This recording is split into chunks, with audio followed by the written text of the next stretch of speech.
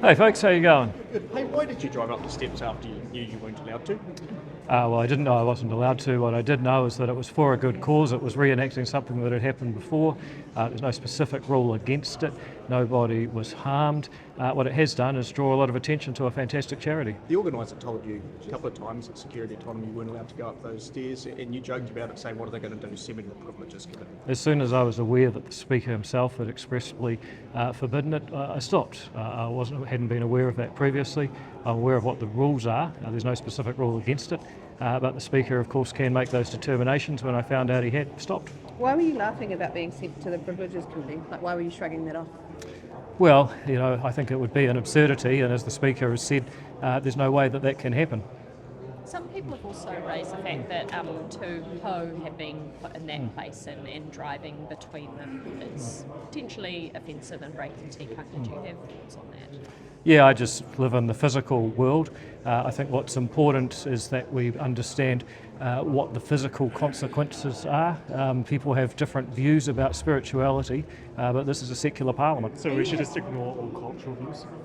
No, that's not what I said at all. You said you want to live in a physical world, so should we just ignore cultural views, like that being stressed by? Well, I think our system of government should be secular. Yes. Are you expecting you will be sent to the Privileges Committee?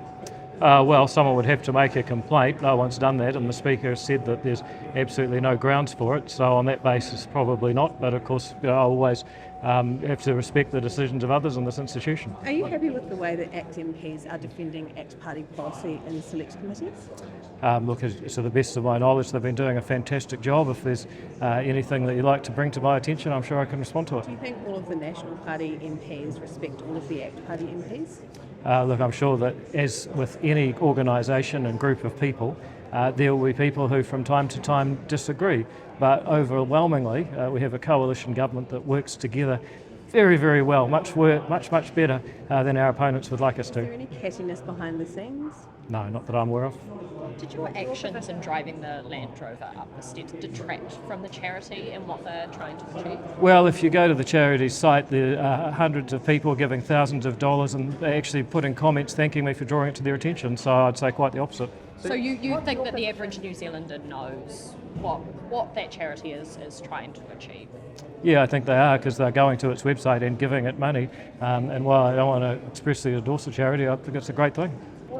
What's your position on liberalising access to military-style firearms? Well, first of all, that's not actually a legal category. I believe that what's important is that we put the emphasis on the people. So rather than on the people, rather than on the firearms, and that is the tenor of the reforms that Nicole McKee is bringing about. Thank you. Oh, your turn. See you, mate. Yes. Yeah. Can I just ask what you think of, over here a bit, just around... So this poll is, we don't want to offend the poll, so be careful. Cameras on boats, do you think footage gained from cameras on boats should be subject to the OIA? Look, I think that first of all, there's a discussion document going out, and the Minister for Oceans and Fisheries is commenting on that. But I just make the point, it was not so long ago that people were claiming that there should be camera footage in chicken coops as well as boats. Now, if you want to get to a world where the government has cameras everywhere and people can then, request footage as public information that's been taken on your private property, I think that there'd be a lot of people who would say, hang on a minute, I'm not sure we want to go to that world. Yeah, so the Minister is saying that you guys have discussed at a cabinet level the idea of cameras on boats and New Zealand First aren't supportive, but he's supportive of obviously not having it subject to the OIA. Do you have a stance on that? Well, look, my question is the camera on boats actually good value for money? Because often what happens is people want to put in security cameras, but the real cost is in watching them. So, let's first of all ask if they're good value for money. Then we can deal with the privacy, and then we might get somewhere. But I think generally, surveilling someone's private property, making that public information, and then making that subject to the OIA that anyone can access, you've got to ask yourself, is that really what the state should do in a free society that respects people's privacy? If your coalition partners agree to some kind of a deal regarding asset sales or privatisation, etc., are there any companies that you would potentially look at first? Well, I haven't gone down the track of identifying which companies could be sold. I mean, it's easy to think of examples where you ask, why do we own QV, a property valuation company? That's not something the Government of New Zealand needs to do, but that's just an example. Actually, the government has underway a process of evaluating the public purpose of owning different companies, and as that project continues, I think there'll be a much more robust sense rather than me just naming a company because you asked me.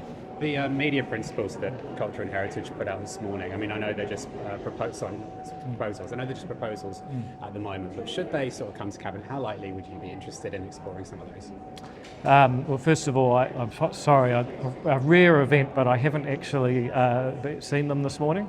I know they would have gone through Cabinet a while back, so I don't want to try and give an answer. I'm happy to get back to you when I've had another squiz at them, but I haven't seen them since I went through Cabinet months ago, so yeah. Are your MPs pretty friendly with the National Caucus? Yeah, they are. A lot of really strong relationships, and I heard that there's something you guys are asking about, but I can tell you, whatever it is, I view it as the exception. All right, thank you very much, guys.